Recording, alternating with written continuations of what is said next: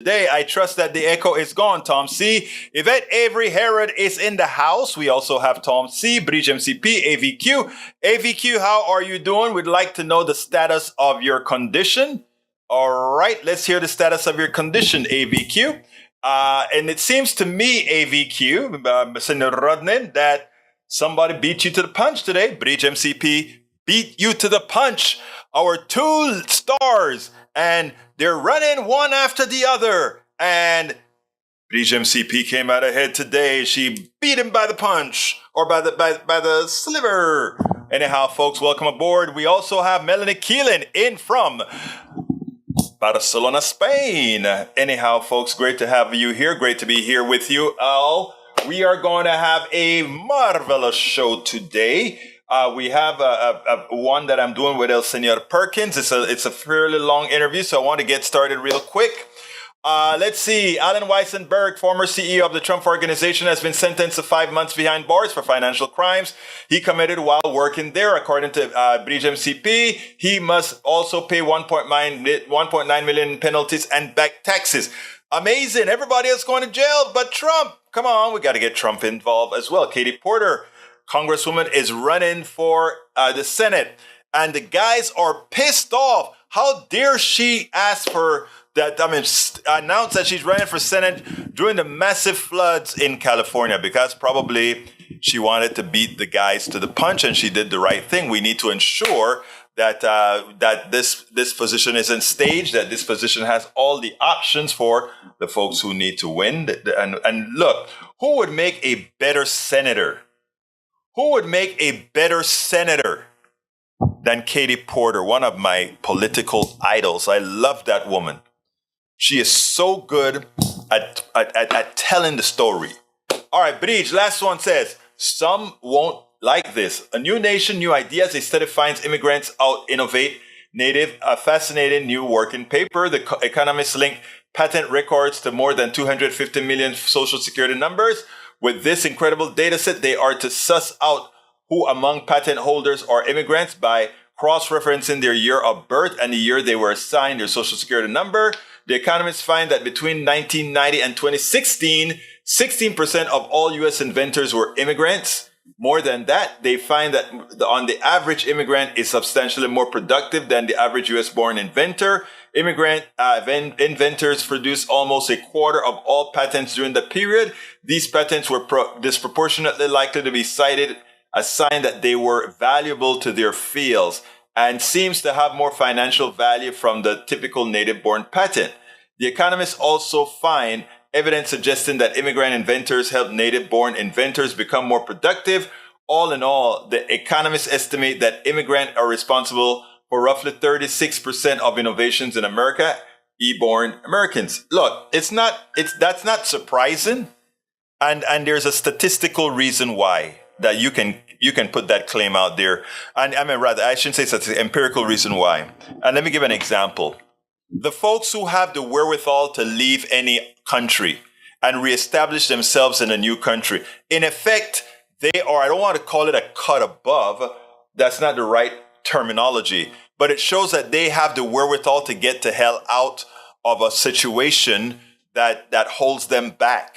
So what do you think they're going to do when they come to the United States that gives them ample opportunity to produce? Of course, the pool in America is everybody.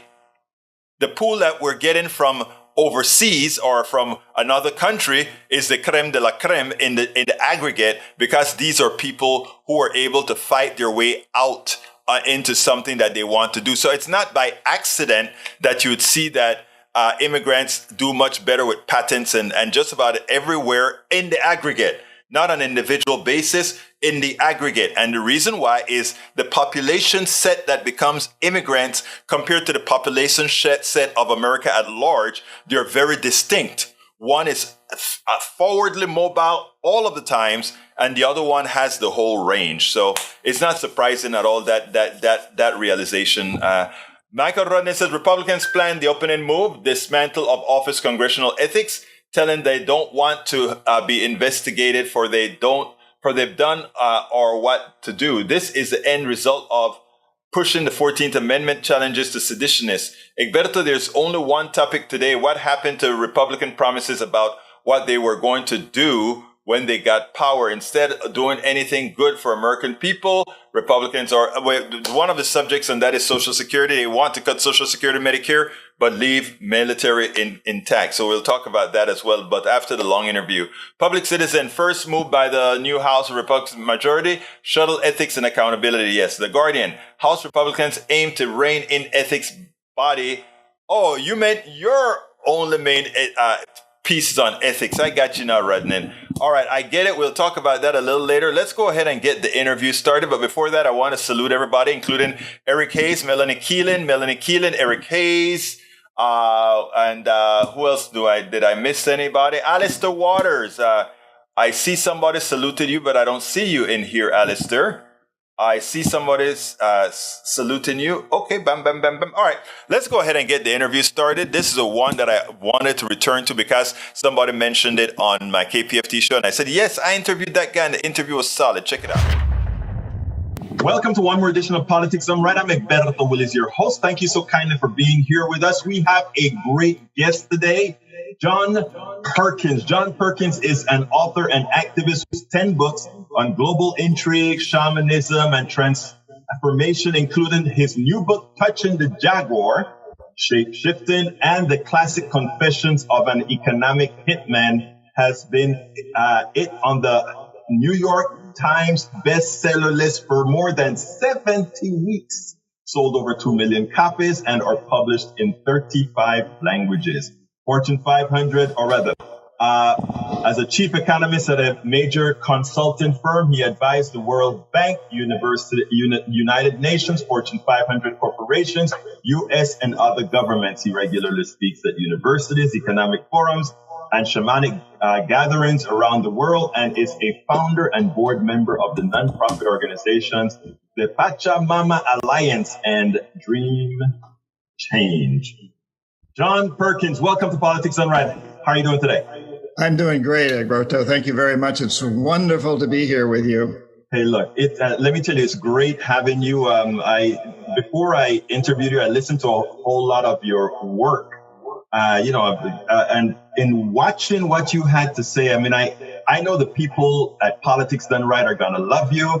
I know that the people in the different domains where we are going to get some inspiration from you, because what you're talking about are things that we need to talk about. Now, there is a breakdown of your book. And before we get into the new stuff, Confessions of an Economic Hitman, you had a little snippet that really rang aloud. It says, life is composed of a series of coincidences over which we have no control. Once we are presented with such coincidences, we gave choices. How we respond, the actions we take in the face of coincidence makes all the difference.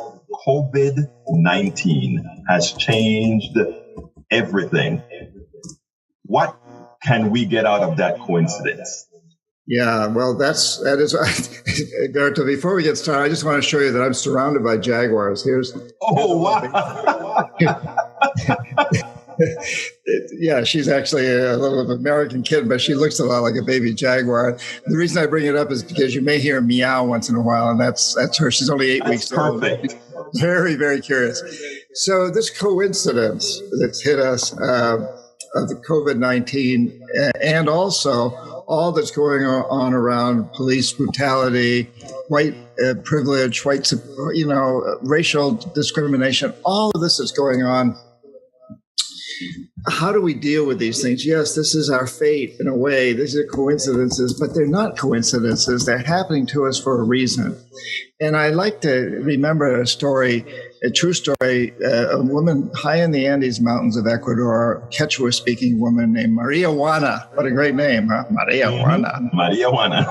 Maria Juana Yamberla. And she was a shaman lady, and I take groups there every year to her and to other shamans in many parts of Latin America. And a few years back, I was translating for a group. One of the people asked, so Maria Juana, how do we save the earth? And she laughed and she said, the earth's not in danger. We are. And we'll take a lot of other species with us. But right now, we're like so many fleas. And if we get to be too much of a nuisance, she'll just shake us all off. And then Maria Juana points up at this volcano that hovers over her home, high in the Andes. And she says, just a few years ago, that volcano was covered with a massive ice cap. It isn't anymore. The ice cap's gone. Pachamama, Mother Earth, is twitching. She hasn't shaken us off yet, but she's warning us. And we all listen to these messages. And you know, Egberto, that all over during the years since then, every time there's been a major hurricane or flood or fire, I've thought about that. But, you know, we've taken these events as local. So you're in Houston. If you happen to survive a hurricane in Houston, several, you would expect the outside world to come to your rescue fairly soon, bringing in bottled water or food or whatever. In Houston, it might already be there, but there's parts of the world you expect that. But so we just kind of chalk these things up to, local, we'll go back to normal. This virus, and now this awareness of the social and racial inequalities that we have are hitting the whole world. You know, this is no longer a local event. There is no outside world. And so each time Pachamama is speaking to us, and you can look at this completely from a scientific standpoint, you know, we've cut back on our economic growth, and it's changed things. The animals are coming back, and you can see stars in places where we ever saw stars before. Imagine that, yeah. Imagine that. Or you can look at it shamanically. The earth is a living creature that speaks to us. But either way, we're being told that we've got to change, and this pandemic is hitting us so hard. But I got to say, you know, if we don't listen, if we don't change as a result of this permanently, if we don't realize there's got to be a new normal, we've got to go from an old failing system to a new one that will be regenerative and work, we'll probably get hit even harder next time. And, you know, I actually think we are not even through a first phase here. So this could actually be the time. Now, in several of the talks that you've talked about empire. And one thing about empire is that they all fall. How they fall is kind of interesting. One of the things you've said is, well, you don't want this to fall. You want us as activists to really get involved to make sure that we don't fall, but what we do is change. Now, COVID-19, I see the way the rest of the world responds to it and how we are. And we are dramatically worse than, let's say, China and the European Union, which are doing fairly well comparatively. Do you think this is one of the things that could actually destroy us as being the leading empire? Yeah, absolutely. I mean, it's absurd when you think about it, isn't it? That the wealthiest country in the history of the world is also the one country that can't seem to really handle the virus. And we should be able to. We spend as much money on military as the next 10 countries combined. And we build these defense systems that aren't helping us in the least bit defend ourselves from this thing that's killed more people than World War I or Vietnam and Korea combined, more of our soldiers. And so, yeah, I mean, we're being shown the empire was already in decline. We all know that China has been slowly, not very slowly, but replacing, moving in to take over a superpower. You're from Panama. I just came back from Central America and South America. I spent a lot of time, and China is having a huge impact throughout the Southern Hemisphere. And yeah, and we're being shown here. China's got a much bigger population, but it's dealt with this virus much better. One of the things I find very, very interesting is that, so China has basically a dictatorship, an authoritarian government, but everybody listens to it and respects it. And when they tell you to wear masks, they wear masks. And the United States, we elect our government, but we don't listen to it. So, and even the government doesn't listen to itself. Trump is not wearing a mask, even though all of his medical advisors tell us all we should be wearing masks. What does that say about us? It's very, very interesting how this is happening. Well, you speak a lot about capitalism, and you came from first of all, tell me a little bit before you made your transition. you were an economist. You worked in the field. You were a true capitalist, weren't you? Yes, and I guess I would say I am a capitalist in the purest sense of the word. That capitalism, to me, the definition of capitalism is it's a system where the means of production and commerce are not owned by the government; they're owned by individuals, and it has healthy, fair competition. We have a system where the means of production are not owned by the government, they're owned by individuals, but the individuals own the government. So we've turned this around in the United States, where we know that nobody gets elected. That's a policy, yeah. Yeah, and we don't have fair competition. We've got oligarchies and monopolies, and you may in your local community there might be two coffee shops vying with each other competitively, but if Starbucks comes in, it can drive them both out of business. The same with all kinds of stores that Walmart or one of the big box companies will drive out of business. So what we have today, I think, is something we could call a global predatory capitalism. It's an aberrant of capitalism. It's not the purest form. My grandson's lemonade stand is capitalism. Right. And all the little local markets, farmers markets, that's capitalism. And what we have today is something that's taken that to an extreme. It's an extreme that's destroying the planet as we know it. Well, I've decided not to, in my narrative, I've decided just to let capitalism be what the current capitalists decide they want it to be, and use the very simple term, I surely believe in free enterprise. And by leaving it at free enterprise, I leave the capitalism to those who are doing with capitalism what they do with capitalism, to make the argument or to make the discussion rather simple. But in questioning our current form of capitalism that we have right now, we know it's not sustainable.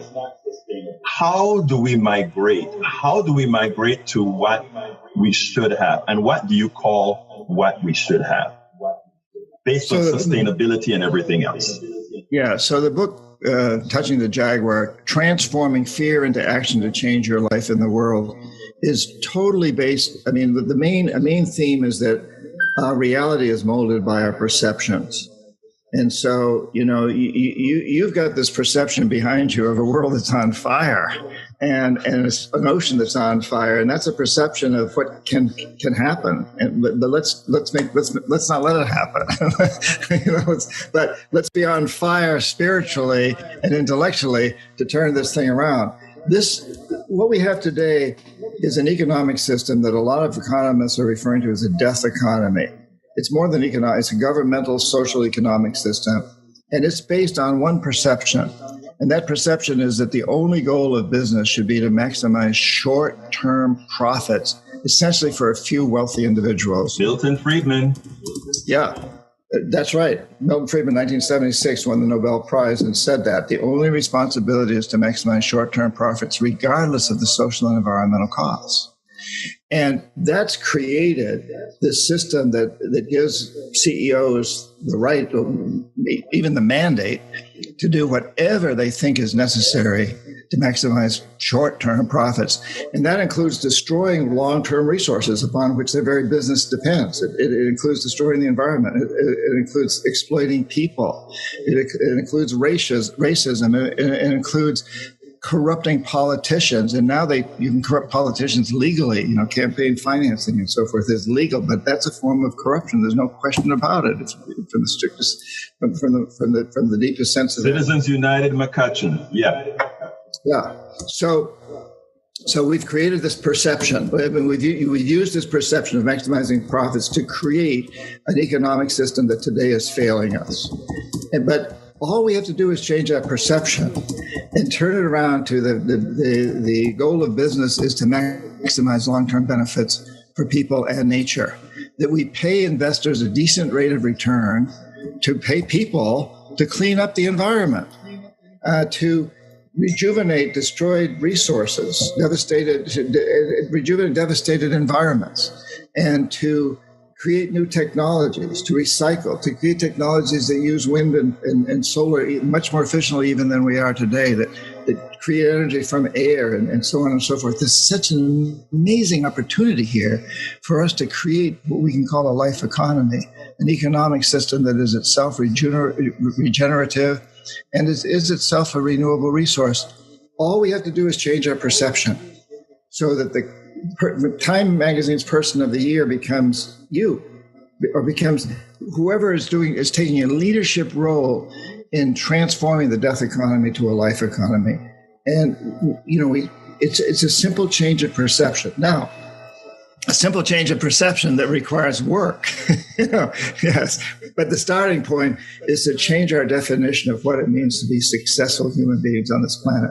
No longer it's about accumulation of material things and maximization of that. It's now about long-term benefits, or what we might even call spirituality. I love the way you put that, the change of perception, because that is prescient. That is extremely important.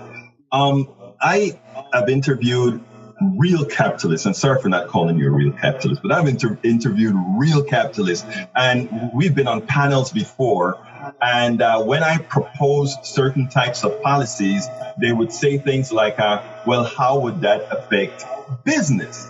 And my answer to them is, what comes first, humanity or business? I said, right now, we create business and force humanity to adapt to business. Shouldn't we adapt business to the needs of humanity first? And and a corollary to that would be the needs to humanity vis-a-vis the need of the environment, the need of everything that makes things sustainable. Your thoughts on that?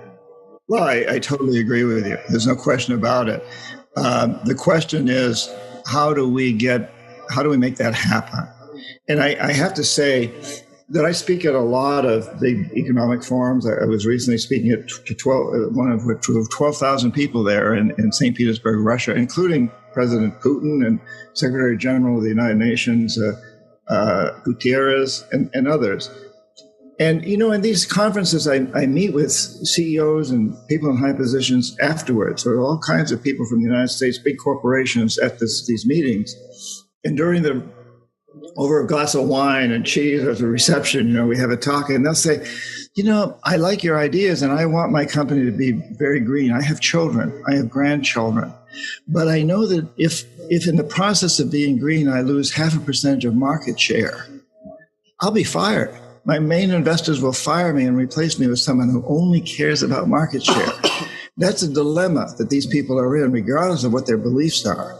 And they'll say to me, so please, as you're speaking to people, as you're speaking to this show right now, ask the viewers to send me an email. So I would say, any viewer, pick a corporation, Walmart, Nike, Exxon, whatever corporation you want, and write them emails or tweets or whatever and say, hey, I love your product, but I'm not going to buy it anymore until you pay your workers in Indonesia a fair salary or clean up the environment, the oil spills you've picked on, whatever it is.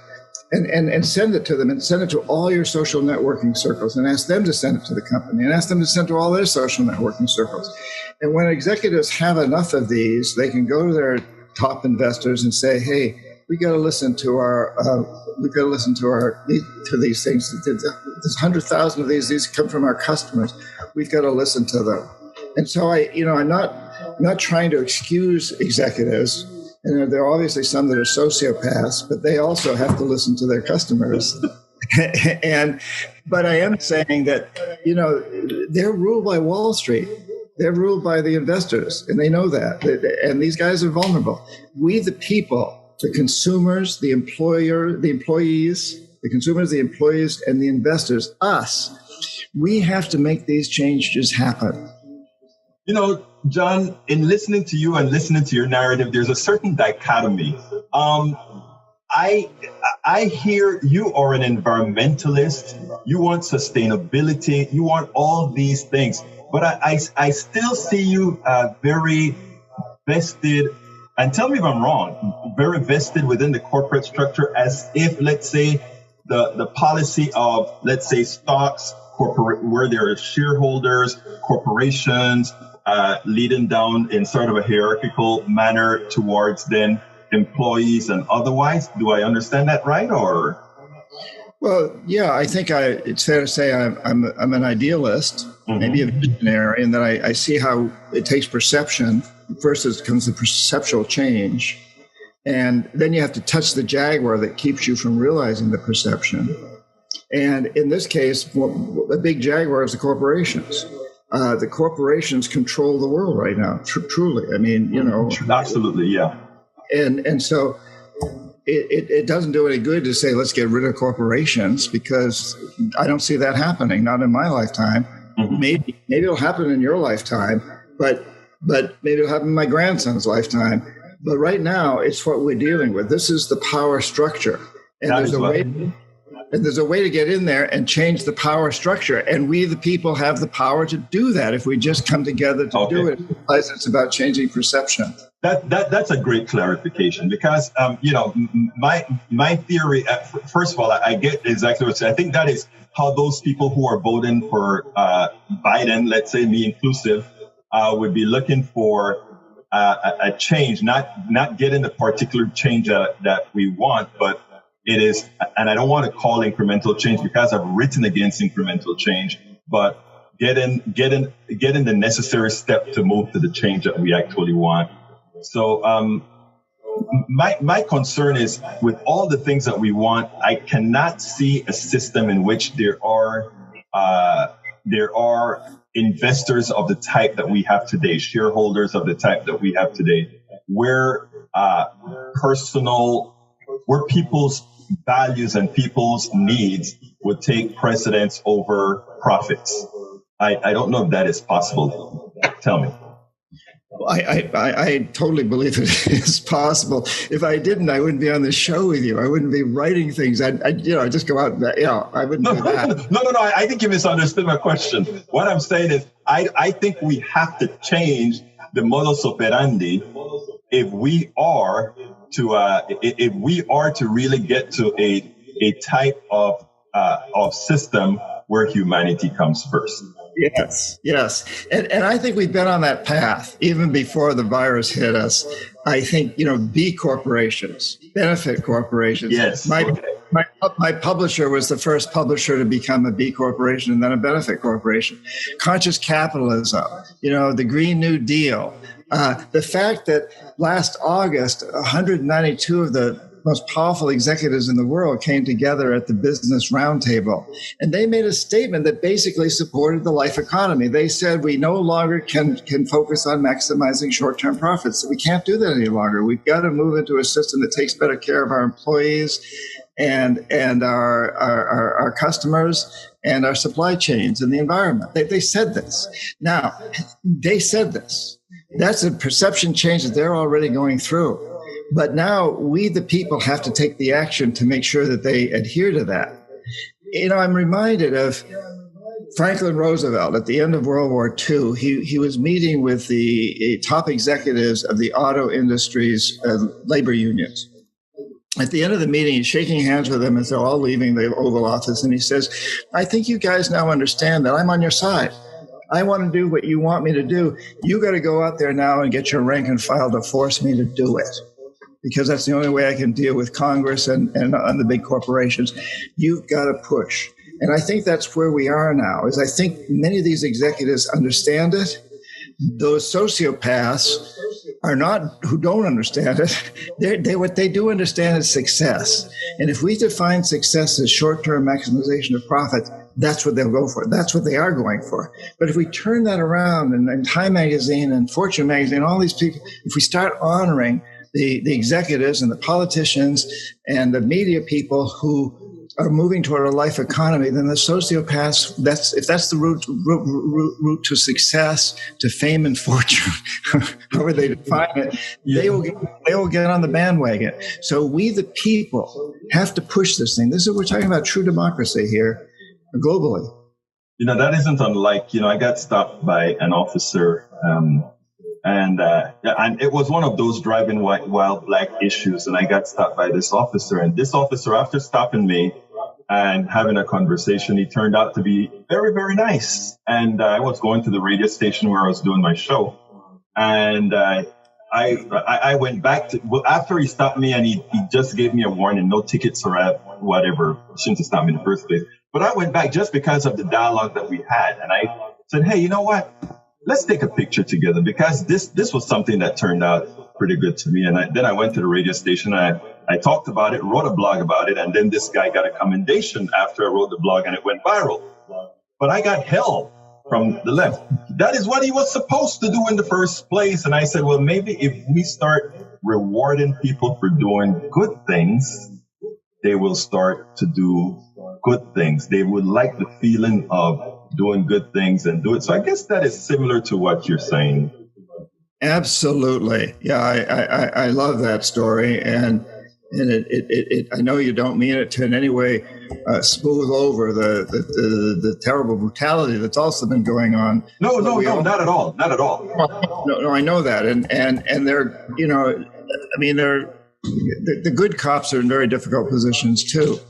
But it goes back to what I think I said earlier, that, you know, if everybody writes a letter or an email or a tweet to a corporation, and you don't start by saying, hey, Nike, I hate you because you're not paying your workers in Indonesia or India fair salary. No. You say, Nike, I love your products. I love your products, but I'm not going to buy them anymore until you pay your workers a fair salary or whatever it is. Or, you know, I don't mean to pick on just Nike, but any company.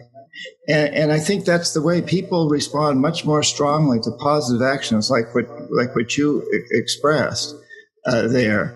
And yes, sometimes we'll take grief for this. You know, I take a lot of grief for saying, for sometimes defending the idea of capitalism like we did. And I'm pretty careful to say, you know, I'm not defending the current form of capitalism. Well, I mean, you heard me give a little bit of pushback on capitalism as well, because I mean, I heard that, you know, I mean, you have access. That I guess that's a good thing, right? Because the fact that you take the stance in the stance that you take, and the fact that you are in that domain, you have the ability to be that interface. Yeah. And you all. Go ahead. Go ahead. No, I just going to say, I apologize for the background noise. That's I love it. I love it. Falling off the window. No. Look, I love it, man. But the thing about it is that we always need that interface. So I always tell people, right? We need people in every single segment, if you will. We need them in every segment. Your mic's off. Yeah, well, that was to just avoid the noise from the cat when you're talking.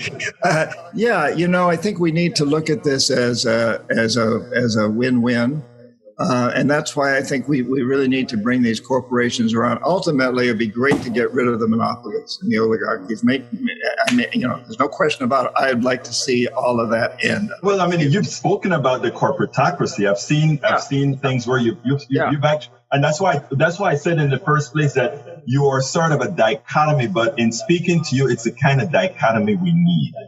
Right. Well, yeah. So I'd like to see all of that change. And I don't think it's going to happen in my lifetime. I'm 74 years old. But I do think it may happen in my grandson's lifetime. He's 13.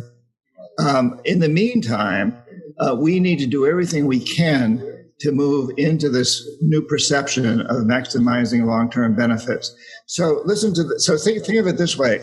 If all those big corporations ended, if they were all broken up, and if every business in the country was owned by the employees, which I think is a great idea. But if that were to happen and we were still driven by the perception that the goal is to maximize short-term profits, regardless of the social and environmental costs, we'd still be in deep shit. Exactly. Yes. No, you're right. Go for it. Yeah. And so that's a nice. It would be nice to have that system, but we also have to first or simultaneously move into a new perception of what it means to be successful as businesses and as human beings. It can no longer be about maximizing short-term materialistic consumptive desires where we just, you know, if I don't wear this shirt, I'm not going to get to be on your show. I mean, that whole idea that if I don't buy the right clothes, if I don't drive the right car, I'm not going to get a good woman in my life or a good man or whatever it is I want in my life, And we've got to move beyond that. And regardless of who owns the companies, who owns the businesses, we've got to have a perception of what it means for those businesses to be successful that's in line with creating a sustainable world, a world that our children will want to inherit. Well, John, I ask this question to all my guests. What haven't I asked you? And tell us beforehand, tell us a little bit about your new book. Well, so Touching the Jaguar is a book that really brings together the 5 books I wrote on indigenous people and shamanism, shape-shifting, the world is as you dream it, psychonavigation, with the 4 on economics and global intrigue, Confessions of an Economic Hitman, and 3 others that have sold over 2 million copies. Yeah, and so this brings them together. And I've always seen a connection between those 2 seemingly disparate genres. But people would ask me, the shamanic people, the New Age people would say, "You're not that jerk that was an economic hitman, are you?"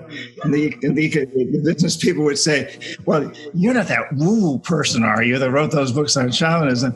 But to me, there was always this connection, and that is that shamanism teaches us that perceptions can create reality. So does quantum physics, teaches the same thing, yes. and psychotherapy. And that's what business is all about. Advertising, marketing is all about using perception to change the reality of what people buy, what they do. And so I saw that connection, but it was never expressed overtly in the books. Now, Touching the Jaguar, transforming fear into action to change your life in the world, does that. And it does it through a lot of stories that I hope are fun to read and exciting, because I write true stories, narrative nonfiction. But in the end, too, it leaves people with a process that every one of us, every one of you, every one of your listeners can use to make them, to bring a better life to them individually and create a better world. And so there's this 10-minute process that you can do once a day or once a week that takes you there. It basically revolves around 5 questions that we can ask ourselves, and the answers then take us into this route where no matter whether you're a TV or a radio host or a writer or a carpenter or a plumber or a parent or whatever you are, we all have a role to play in this, and it's important. Touching the Jaguar means identifying what we most want in our lives and identifying what blocks us. What are the barriers? What are the voices telling you can't do this? You're not good enough. You're not smart enough. You don't have enough education, whatever. And when we touch those voices, what kind of a change of perception do we get that allows us to move into actions that let us move into what it is we most desire? It's a process in there that goes into that. And that's one of the reasons I wrote the book, to provide people with the backstories that will inspire them to know that we can do this, to talk about the death versus the life economy, and then to leave them with a practice that they all can do that will take them on a journey into this whole adventure that we're on right now. Because let's face it, we're living in an amazing time. We're all very blessed to live in this time. I don't mean to downplay the suffering and the people that have died and suffered throughout this on the racial issues and the pandemic issues, but this is an amazing. We're being shaken awake when the Pachamama is twitching very hard right now. Exactly. Well, now, John, what would you have liked me to ask you that I haven't asked you? What are those 5 questions that each person can ask himself? That's what I'd like you to ask me. What are the 5 questions? So I want to say that there's 5 questions and lead you to a daily practice that makes it easy to answer the questions on a daily basis. Questions are, number 1, what do you want to do for the rest of your life? What will bring you the greatest satisfaction? And I would answer that just as an example by saying, I want to write. I like to write. I have a good friend who's a carpenter, kind of the opposite end of the spectrum. He wants to work with his hands in wood. Okay, very different. The second question is, how do you do this in a way that helps other people? Because we all feel better if we're helping other people. So I would say I'm going to write stories that inspire people to make a better life for themselves and the world. My carpenter friend would say, I'm going to use sustainable materials. I want to use sustainable materials.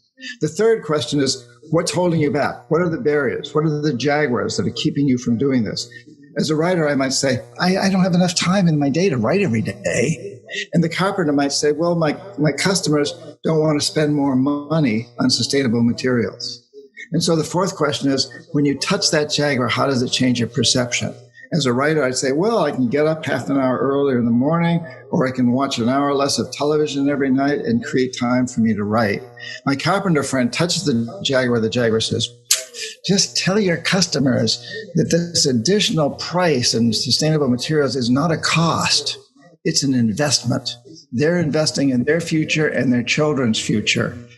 And the fifth question is, what actions do I take every day, basically? And for a writer, you got to write. It doesn't have to be every day, but most every day. You got to discipline yourself to write. The carpenter has to go out there and build things. And he doesn't have to write books about it, but he can say, hey, look, I just built this cabinet over here for you guys. Tell your children that you paid a little bit more for this cabinet, but it's an investment in their future, just like an education would be or whatever.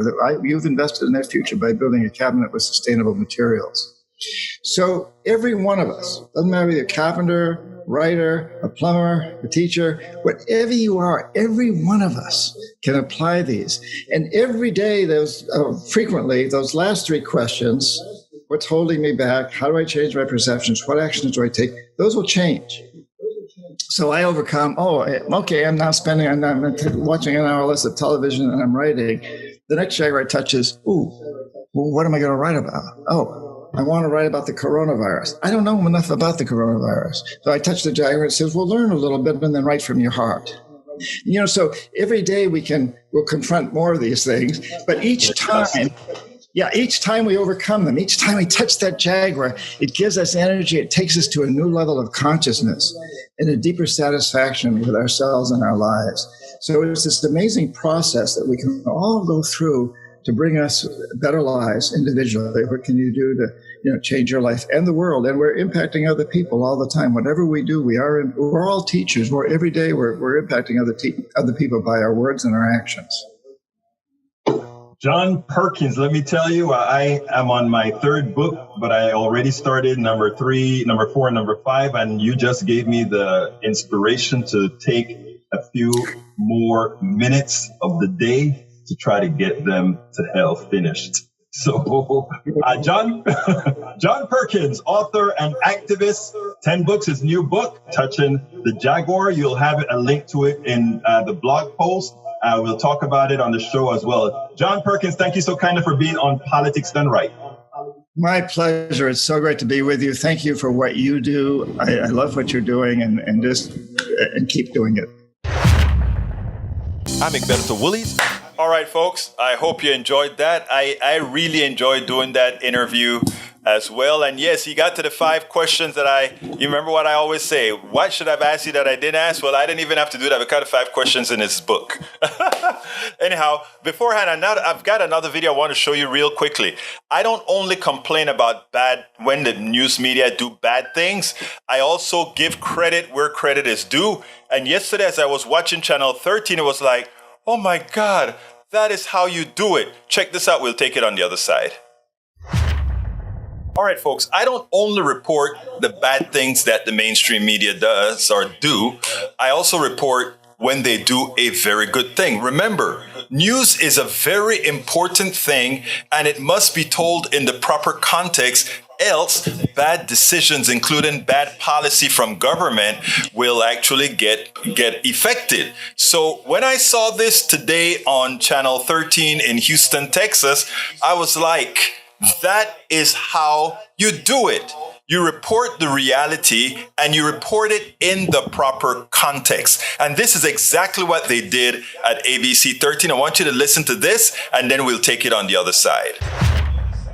Over the weekend, a man was shot after a concert at the Toyota Center after he tried to run away from an armed robber. It's a type of crime the city of Houston is actually seeing less of. It happened off of St. Joseph Parkway in Chinnerford. Our ABC 13 neighborhood safety tracker shows that robberies are actually down by 17% from average over the last 3 years. Following this attempted robbery, we wanted to find out where the most and the least robberies occur in the city. ABC 13's Dick Dotario dug into the data. Many of these same channels during the election, where we had a whole plethora of Republicans running for judges, were trying to give the impression that crime was really on this high pathway up. And in effect, the mainstream media didn't say that, but they allowed the Republicans to get away when they were interviewed, when they made certain statements, to give the impression like we had out of control crime and that somehow these judges were responsible for it, which all of it was false. They never reported the context that in Texas, we have the wild, wild west, that the Republican legislature has unleashed an army of guns into the streets of Houston and throughout Texas by allowing just about anybody to carry arms, whether they have a background, a proper type of check or not. They don't even need to go take the kind of lessons to learn how to use this. So they've unleashed thousands of guns into the streets of Houston and elsewhere in the state of Texas, and nobody really points that if you have more guns, you have more crime, as people have these guns all over the place in the cars with them. They don't show that the reason we have these kids that are out on the streets doing bad things is that they have no other recourse for parents to help parents take care of these kids. I mean, there's a whole lot of issues when they talk about crime that they put into the wrong context. Well, this is a small piece here that Channel 13 did by putting the crime rate into context, where crime occurs, etc. And I hope that going forward, they do a bit more. They connect more of the dots, that it is exactly conservative policies that increases crime, and that the evidence for that is that in conservative states, crime rates are much higher than the most liberal state, most progressive state in this country, vis-a-vis California and New York. In all these red states, crime is rampant relative to progressive states, and there is a reason for that policy. And the way that they report it on TV too often ignores the proper context that would then lead to create good policy. And that is why I really wanted to give kudos to Channel 13 on the way they reported that news. And I don't know, Eric, what else you want out of me. I reported the bond issue. I even brought a judge, a woman who won, the woman that I brought into my studio at KPFT. She won her election. She's now the new judge. And she explained the lies about what Republicans were telling about crime and the lies of what the Republican was saying about the judges, etc. We explained it. There's not much more we can tell you. You can just go ahead and decide to believe the crap that conservatives tell folks who they believe are low information listeners or low information people that they don't need to do any research. We just tell them how to think. And they'll think and they'll go like what you're doing, Eric, which is a very bad thing. I presented the information. I brought the judge. At that time, she was a candidate for judge. She could speak. The judges can't. But she could because she was not yet a judge. I brought her in. She won her race. And all the folks that we supported won their races because we, in our the little part that we did, we were able to bring the truth to the people in Harris County. And you know what? Folks won. All right, let's continue this. I want to go ahead and bring this on the screen real quick. Read the story. I have it in a blog about what Republicans are saying. Oh, we want to cut Social Security. We want to cut Medicare. We want to cut entitlements. But you know what is sacred? The military budget. You know who can get money? Ukraine. You know who can do all these things?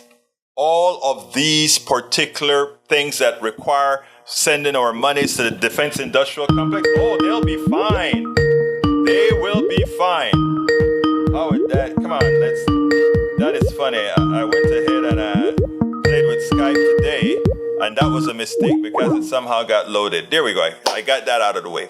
Anyhow, folks, so it is important for us to know this. It is important for us to not fall for the crappa. It is important for us to actually learn that when you voted, and we told you this up front, when you voted for Republicans, those of you who voted for Republican Congress people, you voted to cut yourself up. You voted for people who are not there to defend that which you have earned. You voted for people who are willing to give your money to kill, but also make sure that you're not getting your Social Security as you should if they get their way. Luckily, while for the next 2 years, in as much as there is a Republican Congress by a few votes, they don't stand a chance in hell in getting anything passed. So they will be there doing whatever a clown cart would be doing in Congress, and they will be just making themselves available for people to see the degenerates that they really are. Now, that said, come 2024 is the real time. So therefore, we have a lot of work that we must do between now and 2024 to ensure that only good progressives that are going to make a difference in your lives, progressives that are going to make sure that your Social Security is there, that are going to make sure that your Medicare is there, that is going to make sure that your Medicaid is there. In other words, people who believe in humanity over a buck. That is what we are voting on in 2024. 23 is gone. We're not going to accomplish anything between 23 and 24. But in 2025, it is incumbent on us all to make sure we get the proper people in office to ensure that we don't have the catastrophic results that usually accompanies conservative governance, which, as we all know by now, conservatives do not know how to govern. Folks, please remember to support our program. I'm going to put some items on the screen. I would like you to remember to support us at PayPal. If you want to support the program, please go to PayPal, politicsandright.com/PayPal, politicsandright.com/PayPal. Alternatively, you can support us on Patreon. We need a lot of patrons now. politicsandright.com/Patreon, politicsandright.com/patrons. If you are on YouTube, go ahead and click that click that join button. Become a part of our PDR posse. I know you don't. If hundreds of you, thousands of you, go ahead and say, we are going to buy Politics Done Right a cup of coffee a month. That can really help us keep promoting the message, keep telling the truth, keep exposing the lies, keep exposing the thugs that create our economy. That is what we're here for. Please remember that. Additionally, consider purchasing our T-shirts and hats and stuff at our store, politicsandright.com/store. And please get our books. A lot of what we cover here is covered very much more in detail in our books. Please consider going to politicsandright.com/books and support us in all that we do. Please, I ask you that unless we do all of this, we will be ceding the country to conservative values that will do nothing but decimate the middle class as it has been doing for the last 40 years. So please, the all-encompassing place that you can find all of our support links are at politicsandright.com/support, politicsandright.com/support. Let me call out the few people that came in a bit late. Brother Robert Davenport, welcome aboard. Carl Cox, welcome aboard. I also see, and if I miss any of you, it's because I'm going. Lee Grant, welcome aboard. Bridge MCP, I spoke to you already. What else have we got here? Paravet. Davenport, I think I called you out. Mike Cesek is in the house as well. Welcome, Mike. Tom C is in the house. We also have Richard Kaiser. Welcome aboard, Richard Kaiser. Daniel Ado is in the house as well. And if I'm missing anybody, forgive me, but I got to get out of here, my dear brothers and sisters. My name is Egberto Willies. This is Politics Done Right. And you guys know how I end this baby. I am what? Out. spend a lot of time deconstructing the news, trying to parse it into a form that everybody can understand. We try to find those little nitpicks where it flies above the fray, etc. If you really like these videos that we do, I want to ask a big favor. Please go ahead, number one, subscribe to our channel, and number two, please join if you can. Thank you so kindly for watching. Keep watching. Please remember to share. We must populate the entire internet with our progressive message, a message that we know is what most Americans say that they want. So help us, please.